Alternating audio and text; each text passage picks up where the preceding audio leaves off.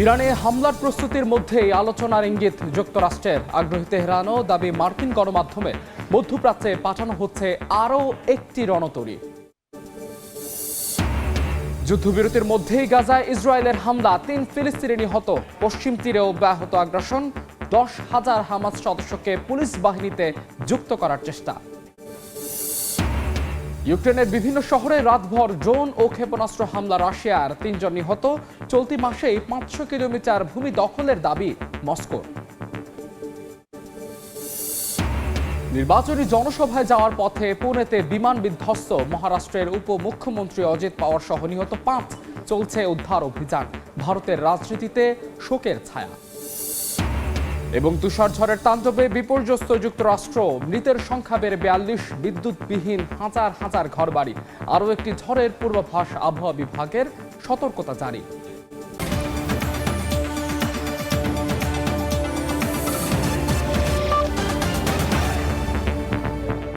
আন্তর্জাতিক সময় সঙ্গে আছে আমি মাহাদ ইসলাম ধ্রুব। ইরান যুক্তরাষ্ট্র উত্তেজনার মধ্যে কূটনৈতিক আলোচনার ইঙ্গিত দিয়েছে ওয়াশিংটন। তেহরান আলোচনায় বসতে আগ্রহী বলে এক প্রতিবেদন প্রকাশ করেছে মার্কিন গণমাধ্যম এক্সিওস। তবে মার্কিন কর্মকর্তারা বলেছেন, আলোচনায় বসলে তেহরানকে মানতে হবে একাধিক কঠোর শর্ত। যদিও আলোচনার বিষয় স্পষ্টভাবে কিছুই জানায়নি ইরান। অন্যদিকে ইরানে আরও একটি নৌবহর পাঠানোর ঘোষণা দিয়েছে মার্কিন প্রেসিডেন্ট ডোনাল্ড ট্রাম্প। ইরান যুক্তরাষ্ট্র কূটনৈতিক টানাপোড়েন তুঙ্গে। এরই মধ্যে মধ্যপ্রাচ্যের বেশ কয়েকটি গণমাধ্যম বলছে, চলতি সপ্তাহেই ইরানে হামলার প্রস্তুতি নিচ্ছে যুক্তরাষ্ট্র। তবে মার্কিন গণমাধ্যম এক্সিওসের এক প্রতিবেদনে বলা হয়, যুক্তরাষ্ট্রের সঙ্গে চুক্তি করতে আগ্রহী ইরান। মার্কিন প্রেসিডেন্ট ডোনাল্ড ট্রাম্পের একটি সাক্ষাৎকার প্রকাশ করেছে তারা, যেখানে ইরানের পরিস্থিতি নিয়ে কথা বলেছেন ট্রাম্প। ইরানের পরিস্থিতি অনিশ্চিত দাবি করে ওই সাক্ষাৎকারে প্রেসিডেন্ট ট্রাম্প বলেন, তেহরান আলোচনা করতে আগ্রহী এবং তারা বহুবার ফোন করেছে। অন্যদিকে এক মার্কিন শীর্ষ কর্মকর্তার বরাত দিয়ে এক্সিওস জানায়, ওয়াশিংটন আলোচনার জন্য উন্মুক্ত। তেহরান যদি যোগাযোগ রক্ষা করে ও শর্ত মেনে নেয়, তবে কূটনৈতিক সমাধান সম্ভব। যা ইঙ্গিত দেয় কেবল সামরিক চাপ নয়, রাজনৈতিক কূটনীতি বিষয়েও আলোচনা করছে ওয়াশিংটন। তবে সামরিক শক্তি প্রয়োগ করে চুক্তি আদায়ের পথে হাঁটছেন ট্রাম্প। এরই মধ্যে ইরানে আরও একটি নৌবহর পাঠিয়েছে মার্কিন সমর দফতর। এই চাপে ইরান চুক্তি করতে সম্মত হবে বলে আশাবাদ ব্যক্ত করেন মার্কিন প্রেসিডেন্ট ডোনাল্ড ট্রাম্প। অন্যদিকে ট্রাম্পের ঘনিষ্ঠ পরামর্শদাতারা মনে করছেন, সামরিক হুমকি আরও বাড়লে পরিস্থিতি ঝুঁকিপূর্ণ হয়ে পড়তে পারে। তাই ইরানের দুর্বল অবস্থাকে ব্যবহার করে চুক্তিকে প্রাধান্য দেয়াই হবে বুদ্ধিমানের কাজ। ইরানের সঙ্গে যদি কোনো কূটনৈতিক চুক্তি হয়, তার জন্য তেহরানকে একাধিক কঠোর শর্ত মানতে হবে বলে জানিয়েছেন মার্কিন কর্মকর্তারা। চুক্তির অংশ হিসাবে ইরানকে সমৃদ্ধ ইউরেনিয়ামের সব মজুদ সম্পূর্ণভাবে ধ্বংস করা, দূরপাল্লার ক্ষেপণাস্ত্র কর্মসূচি কঠোরভাবে সীমিত করা, মধ্যপ্রাচ্যে বিভিন্ন সশস্ত্র গোষ্ঠীকে সমর্থন বন্ধ করার মতো কঠিন শর্ত দেওয়া হয়েছে। তবে চুক্তির বিষয়ে তেহরানের পক্ষ থেকে স্পষ্টভাবে কিছুই বলা হয়নি। বরকতুল্লাহ, সময় সংবাদ। ইরাকের সাবেক প্রধানমন্ত্রী নুরি আল মালিকি ক্ষমতায় ফিরলে বাগদাদকে সব ধরনের সহায়তা দেয়া বন্ধ করে দেবে ওয়াশিংটন। স্থানীয় সময় মঙ্গলবার নিজের সামাজিক যোগাযোগ মাধ্যম ট্রুথ সোশ্যালে এক পোস্টে একথা জানান মার্কিন প্রেসিডেন্ট ডোনাল্ড ট্রাম্প। তিনি বলেন, আল মালিকি যখন শেষবার ক্ষমতায় ছিল, তখন দেশ দারিদ্র্য ও বিশৃঙ্খলায় পতিত হয়েছিল। এর পুনরাবৃত্তি হওয়া উচিত নয়। যুক্তরাষ্ট্র সহায়তা না করলে ইরাকের স্বাধীনতা ও সাফল্য পাওয়ার সম্ভাবনা শূন্য বলেও দাবি করেন মার্কিন প্রেসিডেন্ট ট্রাম্প। এছাড়াও ইরান সমর্থিত কোনো গোষ্ঠীকে ভবিষ্যৎ সরকারের অংশ হিসেবে দেখা গেলে ইরাকের উপর নানা নিষেধাজ্ঞার হুঁশিয়ারি দিয়েছে হোয়াইট হাউস।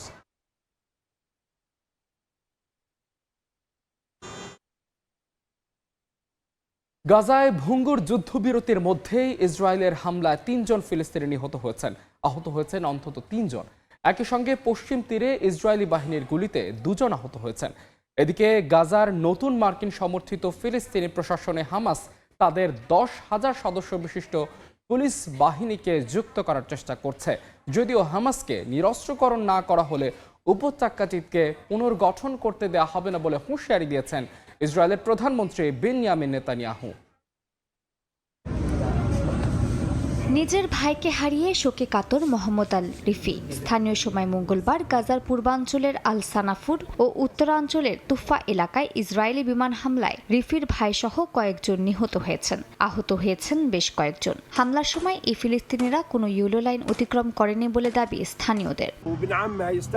আমার চাচাতো ভাই শহীদ হয়েছেন একটি গ্রিন জোনে, ইয়েলো জোনে নয়। তাহলে ট্রাম্পের সেই শান্তি পরিষদ কোথায়?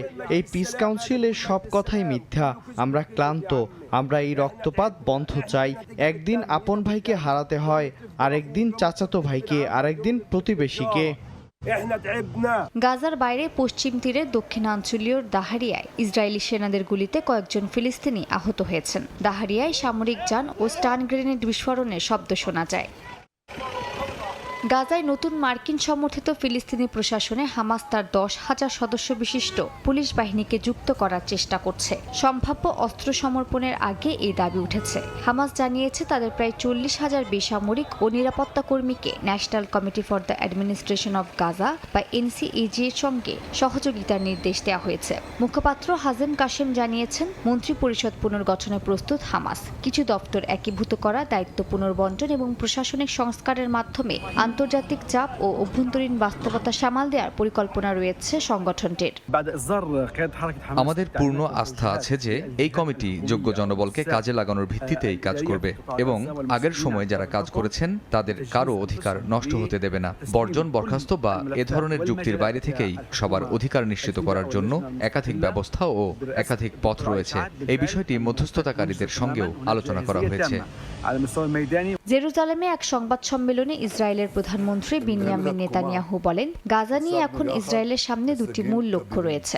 এক, হামাসের অস্ত্র ভেঙে দেয়া এবং 2, গাজাকে সম্পূর্ণভাবে নিরস্ত্রীকরণ করা। উপত্যকাটি পুনর্গঠন প্রসঙ্গে নেতানিয়াহু স্পষ্ট করে বলেন, নিরস্ত্রীকরণের আগে পুনর্গঠনের কোনো প্রশ্নই ওঠে না। তিনি জানান, যুদ্ধবিধ্বস্ত গাজায় পুনর্গঠন শুরু করার যে আলোচনা শোনা যাচ্ছে তা ইসরায়েল মেনে নেবে না।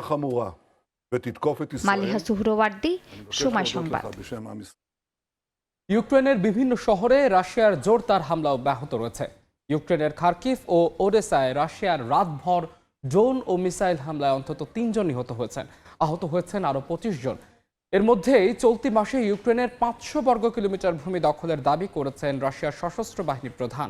এদিকে গণমাধ্যমের তথ্য মতে কিয়েভে নিরাপত্তা দেওয়ার বিনিময়ে দবনাস থেকে ইউক্রেনীয় সেনাবাহিনীকে পুরোপুরিভাবে সরে আসার শর্ত দিয়েছে যুক্তরাষ্ট্র। যদিও এমন অভিযোগ প্রত্যাখ্যান করেছে হোয়াইট হাউস। ইউক্রেন যুদ্ধবন্ধে একের পর এক বৈঠকের আয়োজন করা হচ্ছে। অংশ নিচ্ছে রুশ প্রতিনিধি দলও। এত আলোচনার পরও আক্রমণাত্মক আচরণ থেকে সরে আসছে না রাশিয়া। স্থানীয় সময় মঙ্গলবার ইউক্রেনের দক্ষিণের বন্দর নগরীর ওডেসায় রাতভর রুশ ড্রোন হামলায় বেশ কয়েকজন হতাহত হয়েছেন। স্থানীয় কর্তৃপক্ষের দাবি, আহতদের মধ্যে শিশু ও অন্তঃসত্ত্বা নারীও আছেন। এই হামলায় আবাসিক ভবন, একটি গির্জা, কিন্ডারগার্টেন ও একটি উচ্চ বিদ্যালয় ক্ষতিগ্রস্ত হয়েছে। এছাড়া একটি জ্বালানি স্থাপনাও ব্যাপকভাবে ক্ষতিগ্রস্ত হয়। এর আগে খার্কিভে রাশিয়ার ড্রোন ও ক্ষেপণাস্ত্র হামলায় শহর ও আশপাশের অঞ্চলের প্রায় 80% এলাকায় বিদ্যুৎ বিচ্ছিন্ন হয়ে পড়ে। স্থানীয় মেয়রের দাবি, নির্দিষ্ট একটি স্থাপনা লক্ষ্য করেই হামলা চালানো হয়। 16টি বহুতল ভবন ক্ষতিগ্রস্ত হয়েছে। বেশ কয়েকজন হতাহত হয়েছেন। বারবার বিমান হামলার আশঙ্কায় ব্যাহত হচ্ছে মেরামত কাজও। জানুয়ারিতে ইউক্রেনের যুদ্ধক্ষেত্রে উল্লেখযোগ্য অগ্রগতির দাবি করেছে রাশিয়া। দেশটির সশস্ত্র বাহিনীর প্রধান জেনারেল ভ্যালেরি গেরাসিমভ জানিয়েছেন, চলতি মাসে 17টি বসতি দখল করে 500 বর্গ কিলোমিটারের বেশি এলাকা নিয়ন্ত্রণে নেওয়া হয়েছে। রাশিয়ার প্রতিরক্ষা মন্ত্রণালয় জানায়, গেরাসিমভ ইউক্রেনে লড়াইরত পশ্চিমাঞ্চলের সেনাদের পরিদর্শন করেছেন। ফিনান্সিয়াল টাইমসের এক প্রতিবেদন অনুযায়ী ভবিষ্যতে মার্কিন নিরাপত্তার নিশ্চয়তার শর্ত হিসেবে ইউক্রেনকে দনবাসের যে অংশ এখনও কিয়েভের নিয়ন্ত্রণে রয়েছে সেখান থেকে ইউক্রেনীয় সেনা পুরোপুরি প্রত্যাহারের আহ্বান জানিয়েছে যুক্তরাষ্ট্রের আলোচকরা। প্রতিবেদনে 8 জন অবগত সূত্রের উদ্ধৃতি দিয়ে বলা হয়, নিরাপত্তা গ্যারান্টি পেতে হলে ইউক্রেনকে শান্তি চুক্তিতে সম্মত হতে হবে, যার মধ্যে দোনেৎস্ক ও লুহান্স থেকে প্রত্যাহারের শর্তও যোগ হতে পারে। হোয়াইট হাউসের ডেপুটি প্রেস সেক্রেটারি আনা কেলি প্রতিবেদনটি ভুল বলে দিয়েছেন। তিনি বলেন, শান্তি প্রক্রিয়ায় যুক্তরাষ্ট্রের একমাত্র ভূমিকা দুই পক্ষকে আলোচনায় বসানো। মালিহা সুহরওয়ার্দী, সময় সংবাদ। আন্তর্জাতিক সময় আরও থাকছে। মিনিয়াপলিসে বক্তব্য দেওয়ার সময় আক্রমণের শিকার মার্কিন কংগ্রেস সদস্য ইলহান ওমর তীব্র আন্দোলনের মুখে মিনেসোটায় অভিবাসী বিরোধী অভিযানের প্রধানকে ব্যাহতি। ভারতের মহারাষ্ট্রে বিমান বিধ্বস্ত হয়ে প্রাণ হারিয়েছেন রাজ্যটির উপমুখ্যমন্ত্রী অজিত পাওয়ার। দুর্ঘটনায় মারা গেছেন তার 4 জন সহযাত্রীও।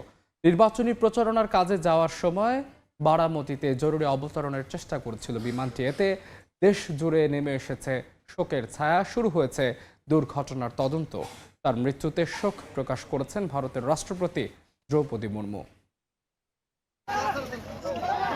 স্থানীয় সময় বুধবার সকালে ভারতের মহারাষ্ট্রের উপমুখ্যমন্ত্রী অজিত পাওয়ারকে বহনকারী একটি চার্টার্ড বিমান বিধ্বস্ত হয়। ভারতের বিমান চলাচল নিয়ন্ত্রক সংস্থা directorate general of civil aviation জানায়, বিমানে থাকা 5 জনের কেউই বেঁচে নেই। নিহতদের মধ্যে ছিলেন অজিত পাওয়ার, তার 2 কর্মচারী এবং বিমানের 2 জন ক্রু সদস্য। মুম্বাই থেকে উড্ডয়নের পর স্থানীয় সময় সকাল প্রায় 8:45 পুনে জেলার বারামতি বিমানবন্দরের রানওয়ের কাছে বিমানটি বিধ্বস্ত হয়ে আগুন ধরে যায়। ভারতীয় গণমাধ্যম জানায়, স্থানীয় সরকার নির্বাচনের প্রচারে অংশ নিতে নিজের রাজনৈতিক ঘাঁটি বারামতির দিকে যাচ্ছিলেন অজিত পাওয়ার। যান্ত্রিক ত্রুটি দেখা দেয় জরুরি অবতরণের চেষ্টা করছিল বিমানটি। প্রত্যক্ষদর্শীরা জানায়, মাটিতে আছড়ে পড়ার পরপরই বিমানটিতে বিস্ফোরণ ঘটে। রাষ্ট্রপতি দ্রৌপদী মুর্মু অজিত পাওয়ারের মৃত্যুতে গভীর শোক জানান। তিনি বলেন, মহারাষ্ট্রের উন্নয়ন, বিশেষ করে সমবায় খাতে তার অবদান স্মরণীয় হয়ে থাকবে। তার আকস্মিক মৃত্যুতে কর্ণাটকের মুখ্যমন্ত্রী সিদ্ধারামাইয়া, উপমুখ্যমন্ত্রী ডি.কে শিবকুমার, কেন্দ্রীয় মন্ত্রী এইচ.ডি. কুমারস্বামী সহ বহু নেতা শোক প্রকাশ করেন। অন্ধ্রপ্রদেশের উপমুখ্যমন্ত্রী পবন কল্যাণ একে রাজনীতির জন্য অপূরণীয় ক্ষতি বলে উল্লেখ করেন। এদিকে জানা গেছে যে লিয়ারজেট 45 বিমানে দুর্ঘটনাটি ঘটে সেটি পরিচালনাকারী সংস্থার আরেকটি বিমান 2023 সালেও দুর্ঘটনার শিকার হয়েছিল, যদিও তখন প্রাণহানি হয়নি। এবারের ঘটনায় সব দিক খতিয়ে দেখতে তদন্ত শুরু করেছে সংশ্লিষ্ট কর্তৃপক্ষ। সাদিয়া তাসনিম, সময় সংবাদ। ভয়াবহ তুষার ঝড়ে বিপর্যস্ত যুক্তরাষ্ট্রে মৃতের সংখ্যা বেড়ে 42 জনে দাঁড়িয়েছে। বিদ্যুৎহীন রয়েছেন হাজার হাজার মানুষ। তীব্র ঠান্ডা, বরফ ও দুর্ঘটনায় বাড়ছে প্রাণহানির সংখ্যা। টেক্সাসে বরফে জমে থাকা একটি পুকুরে পড়ে 3 ভাইয়ের মৃত্যু হয়েছে। ফ্রিস্কো শহরে স্লেডিং দুর্ঘটনায় এক কিশোরী মারা যায়। অন্যদিকে অস্টিন এলাকায় পরিত্যক্ত একটি গ্যাস স্টেশনের পার্কিং লটে এক ব্যক্তির মরদেহ উদ্ধার করা হয়েছে। দেশটির বিভিন্ন অঙ্গরাজ্যে জারি করা হয়েছে জরুরি সতর্কতা। অন্যদিকে দেশটিতে বিদ্যুৎহীন হয়ে পড়েছে হাজার হাজার ঘরবাড়ি। এরই মধ্যে আরও একটি ঝড়ের পূর্বাভাস দিয়েছে যুক্তরাষ্ট্রের আবহাওয়া বিভাগ। যুক্তরাষ্ট্রের মিনিয়াপলিসে বক্তব্য দেওয়ার সময় আক্রমণের শিকার হয়েছেন মার্কিন কংগ্রেস সদস্য ইলহান ওমর। স্থানীয় সময় মঙ্গলবার মিনিয়াপলিসে টাউন হল সভায় বক্তব্য দেন তিনি। শহরের ফেডারেল অভিবাসন তৎপরতার সমালোচনা করার সময় ইলহান ওমরের দিকে একটি তরল পদার্থ স্প্রে করা এক ব্যক্তি। নিরাপত্তা কর্মীরা অভিযুক্ত ব্যক্তিকে ঘটনাস্থলে আটক করে। বার্তা সংস্থা রয়টার্স জানায়, হামলায় ইলহানের কোনো ক্ষতি হয়নি। তবে কোন ধরনের পদার্থ স্প্রে করা হয়েছে এবং আক্রমণকারীর বিরুদ্ধে অভিযোগ দায়ের করা হয়েছে কি না এ বিষয়ে কিছুই জানায়নি কর্তৃপক্ষ। আন্তর্জাতিক সময় আরও থাকছে। ফ্রান্সেও শিশুদের জন্য নিষিদ্ধ হচ্ছে সামাজিক যোগাযোগ মাধ্যম ব্যবহার। পার্লামেন্টের নিম্নকক্ষে প্রস্তাব পাস। মানসিক স্বাস্থ্য সুরক্ষার পদক্ষেপ বলছে প্রেসিডেন্ট। যুক্তরাষ্ট্রের ইমিগ্রেশন অ্যান্ড কাস্টমস এনফোর্সমেন্টের আগ্রাসী অভিযানকে কেন্দ্র করে উত্তেজনায় মিনেসোটায় পিছু হটতে বাধ্য হয়েছে ট্রাম্প প্রশাসন।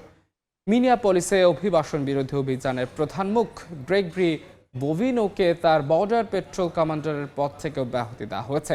তবে স্থানীয়রা ক্ষোভ জানিয়ে বলেন, এই পদক্ষেপ যথেষ্ট নয়, বরং গ্রেগরিকে আইনের আওতায় এনে শাস্তি দিতে হবে। এদিকে আইসিইউ এর গুলিতে সদ্য নিহত আইসিইউ নার্স প্রেটির কাছে বন্দুক থাকা উচিত ছিল না বলে মন্তব্য করেছেন মার্কিন প্রেসিডেন্ট ডোনাল্ড ট্রাম্প। যুক্তরাষ্ট্রের ইমিগ্রেশন অ্যান্ড কাস্টমস এনফোর্সমেন্ট বা আইসিইর অভিবাসন বিরোধী অভিযানের নতুন নিশানা মিনেসোটা অঙ্গরাজ্য। গেল কয়েক সপ্তাহেই আইসিই এর এজেন্টদের গুলিতে একজন সাহিত্যিক ও একজন আইসিইউ নার্স নিহত হয়েছেন। এসব ঘটনার পরেই শুরু হয়ে যায় দেশ জুড়ে উত্তেজনা। এরই জেরে ট্রাম্প প্রশাসন তাদের এই অভিযানে নেতৃত্বে বড় ধরনের রদবদল করছে। যুক্তরাষ্ট্রের মিনেসোটা অঙ্গরাজ্যের মিনিয়াপলিসে অভিবাসন বিরোধী অভিযানের প্রধান মুখ এবং বর্ডার পেট্রোল কমান্ডার গ্রেগরি বোভিনো মঙ্গলবার শহরটি ত্যাগ করেছেন বলে ধারণা করা হচ্ছে। গ্রেগরি বোভিনোর মিনেসোটার হোটেলের বাইরে প্রতিবাদকারীরা উত্তেজনা সৃষ্টি করেন। তারা জানান শুধু পদচ্যুতিই তার যোগ্য শাস্তি নয়, বরং তাকে আইনের আওতায় আনতে হবে। মার্কিন প্রেসিডেন্ট ডোনাল্ড ট্রাম্প বোভিনোকে চরম মতাদর্শী হিসেবে আখ্যা দিয়েছেন। তিনি বলেন, পদচ্যুতি নয়, এটি কেবল একটি ছোট পরিবর্তন। এ সময় ট্রাম্প আইসিইউ নার্স অ্যালেক্স পেট্রির মৃত্যুকে একটি দুর্ভাগ্যজনক ঘটনা হিসেবে উল্লেখ করেন। তিনি বলেন, পেট্রির কাছে অস্ত্র থাকা এবং 2টি লোডেড ম্যাগাজিন রাখা অনুপযুক্ত ছিল। আমরা সীমান্তকে সুরক্ষিত রাখার চেষ্টা করছি। দেশ জুড়ে অপরাধ অনেক কমে গেছে। আমি মনে করি এক মিডিয়ায় রিপোর্ট এসেছে, যদিও তারা এটা শুনতে পছন্দ করেন না, কিন্তু এখন পর্যন্ত রেকর্ড করা সর্বনিম্ন অপরাধ রেকর্ড করা হয়েছে। তাই আপনি বুঝতেই পারছেন কি বলতে চাইছি। আর আমরা মিনেসোটার কথাও যদি বলি, মিনেসোটাতেও অপরাধ অনেক কমেছে। আসন্ন মিলান কর্টিনা শীতকালীন অলিম্পিকে নিরাপত্তা সহায়তার জন্য আইসিই সেনা মোতায়েনের সিদ্ধান্ত নিয়েছে যুক্তরাষ্ট্র। এই নতুন নিয়োগ নিয়ে ইতালিতে মিশ্র প্রতিক্রিয়া দেখা দিয়েছে। মিলানের মেয়র উদ্বেগ জানিয়ে বলেন, এটি এমন একটি বাহিনী যা হত্যাকাণ্ডে জড়িত, স্থানীয়দের বাড়িতে বিনা অনুমতিতে প্রবেশ করে গ্রেফতার অভিযান চালাচ্ছে। তবে ইতালির স্বরাষ্ট্র মন্ত্রণালয় নিশ্চিত করেছে যে এজেন্টরা কেবল সমর্থনমূলক ভূমিকা পালন করবেন এবং সমস্ত নিরাপত্তা কার্যক্রম ইতালির কর্তৃপক্ষের নিয়ন্ত্রণেই থাকবে। মালিহা সুহরওয়ার্দী, সময় সংবাদ। ফ্রান্সে ন্যাশনাল অ্যাসেম্বলিতে 15 বছরের কম বয়সীদের জন্য সামাজিক যোগাযোগ মাধ্যম নিষিদ্ধের প্রস্তাব পাশ হয়েছে। চূড়ান্ত অনুমোদনের জন্য বিলটিকে উচ্চ কক্ষে পাঠানো হয়েছে। সেখানে অনুমোদন পেলে আগামী শিক্ষাবর্ষ থেকেই আইনটি কার্যকরের তাগিদ দিয়েছে এলসিটি প্রাসাদ। শিশুদের মানসিক স্বাস্থ্যের সুরক্ষা করতেই এই পদক্ষেপ বলে জানান প্রেসিডেন্ট ইমানুয়েল ম্যাক্রো।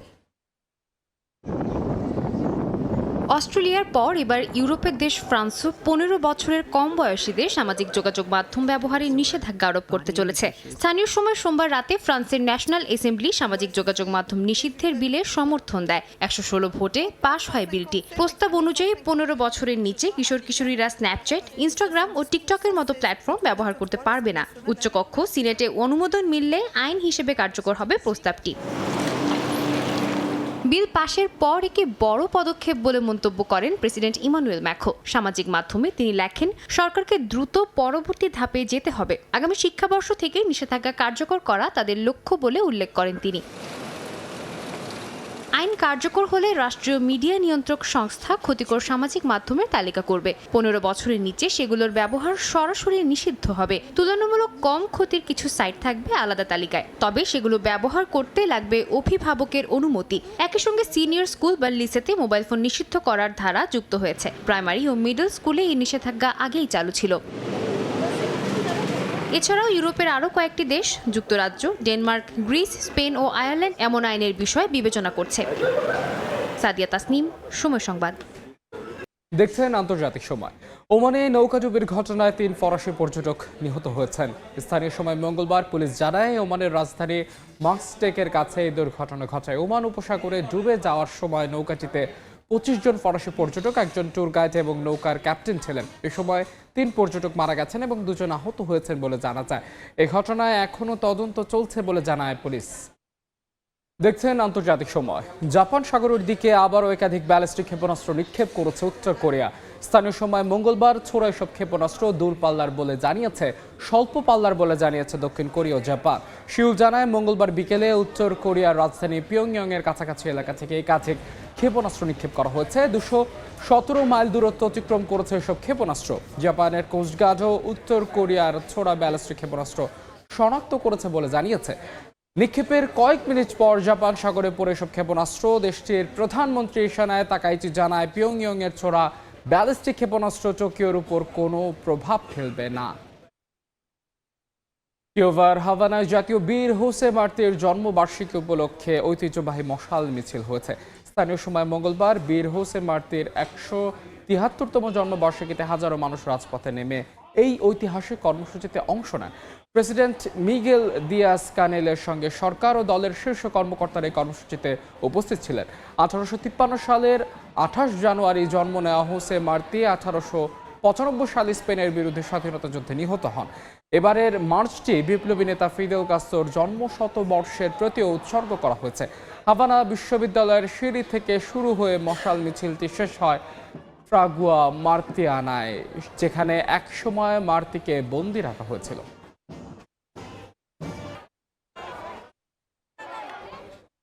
আন্তর্জাতিক সময়ের শীর্ষ সংবাদ জানিয়ে দিচ্ছে আরও একবার, ইরানে হামলার প্রস্তুতির মধ্যেই আলোচনার ইঙ্গিত যুক্তরাষ্ট্রের। আগ্রহী তেহরানও দাবি মার্কিন গণমাধ্যমের। মধ্যপ্রাচ্যে পাঠানো হচ্ছে আরও একটি রণতরী।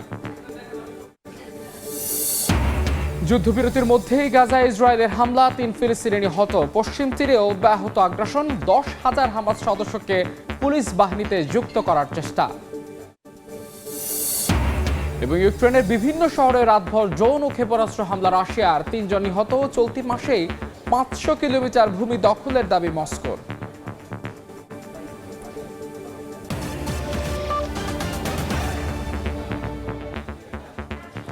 এই ছিল আন্তর্জাতিক সময়ের এখনকার আয়োজনের। পর বিকেল 5টায় থাকবে নির্বাচন নিয়ে আমাদের বিশেষ আয়োজন নির্বাচনের পথ চলা। সঙ্গেই থাকুন সময়।